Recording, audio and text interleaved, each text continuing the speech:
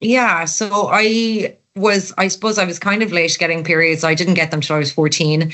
But nearly from the very, very beginning, I had pain and it was fine. It was something my mom would have had a lot of pain as well when she was younger, but I suppose she never really thought about it. And then when she had four of us. So after she had four of us, she was kind of fine. So I thought the same would be for me. I kind of thought, oh yeah, maybe that'll be fine. And when I was living in the States, in my 20s, I was having problems and no one ever mentioned the word to me ever. So I guess that was early 2000s. So nobody ever mentioned that to me. It wouldn't have been known at all. And they kept switching my birth control pills to see what would work, and it would work for a period of time and then it would stop. But anyway, during that time, I was on one birth control pill that has since been recalled and like recalled after that. But I actually became pregnant with my son on that birth control pill. So I had my son when I was 23, 24, and I was fine after that for about 2 years. But I was breastfeeding. So I didn't have any periods for almost 2 years. So I was really good after that. In my 20s, I was really good. Then towards the end of my 20s, I was getting a bit of pain again. Met my partner and became pregnant with my second son, had him when I was 30. And after him, I never recovered. It was very, very painful. I had a painful pregnancy with him. I had a really difficult labor with him. So I suspected something was really bad then. And I went back and I did finally hear the endometriosis, the word endo, for the first time. And, but at that time, he had told me, oh, it'll die off. The disease will die off. They didn't want to give me a hysterectomy because I was only 31 or 32. And I thought that was the cure at the time, which obviously it's not. But so I continued on like that for ages. I ended up with the quote unquote specialist in Dublin. And in the meantime, I had spoken to Kathleen King, who was the chairperson at the EAI at the time.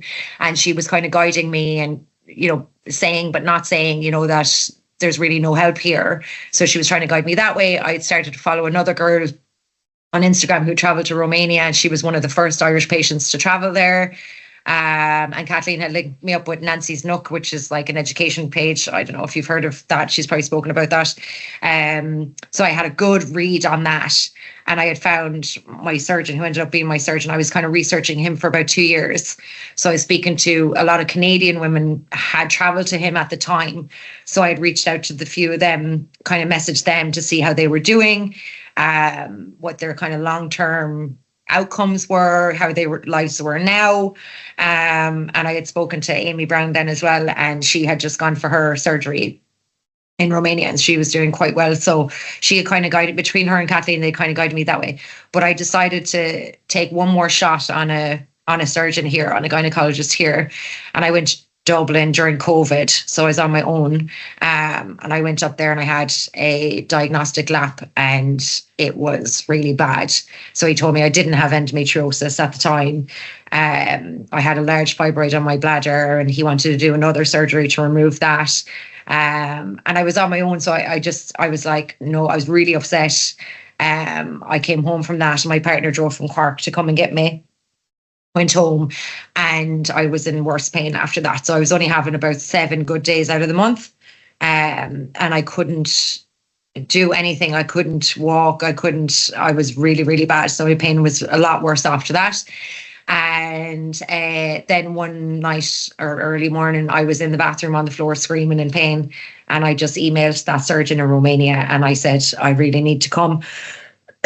So 3 months later, in September of 2021, I traveled to Romania with my mom and I went to Dr. Mitroy and I had all my diagnostic tests there, my MRI for mapping the surgery. And he said, yeah, you have endometriosis. And I also had adenomyosis, which nobody had ever said to me here.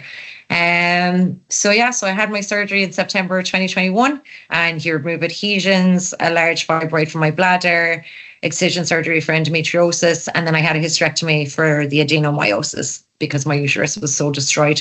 So I decided I had to make that decision there, but I decided that was the best thing for me to do.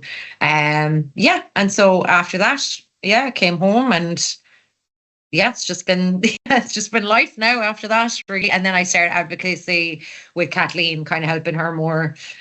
Finally met her after years of talking to her at an Endo March in 2022. And finally met her in person. And then yeah, just kind of been working with her and some other advocates since then. So yeah, so that's kind of that.